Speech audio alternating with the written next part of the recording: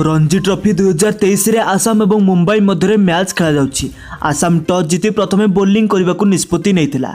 मुंबई दल द्वितीय दिन में 2टी विकेट हराई 598 रन संग्रह करथिला, जोंथिरे ओपनर पृथ्वी शाह एक ट्रिपल शतक हासिल करछंती एवं 379 रन स्कोर करिया परे तांको बरखास्त करा जायछि।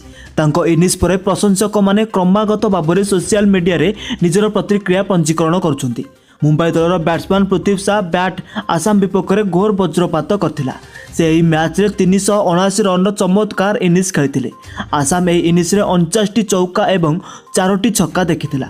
जदिओ से तांकर चतुर्थ शताब्दी आड़ को द्रुत गति जाउथिले, किंतु रियान पराग तांको LBW विकेट करथिले। एही त्रिगुण शताब्दी सहित पृथ्वी एक गुरुत्वपूर्ण सफलता हासिल करछंती। से रणजी ट्रॉफी रे त्रिगुण शतक, विजय हजार ट्रॉफी रे 2 शतक एवं सैयद मुश्ताक अली ट्रॉफी रे शतक हासिल करथिबा प्रथम बैट्समैन होइछंती। यह व्यतीत से रणजी रे सर्वाधिक 379 व्यक्तिगत स्कोर करिबारे द्वितीय खेलाड़ी होइछंती। बीबी निम्बलकर 443 रन सहित प्रथम स्थान रे रहिछंती। एथि सहित तांको इनिंग्स परे प्रशंसक माने क्रमागत भाव में ट्वीट करी निजर प्रतिक्रिया पंजीकरण करछंती, जोंथिरु अनेक प्रशंसक तांको टीम इंडिया रे सुजोग देबा विषय आलोचना करछंती। तेबे आपणक मतरे कौन पृथ्वी शाह को टीम इंडिया रे स्थान मिलवा आवश्यक ना नहीं गोटे कमेंट करंतु।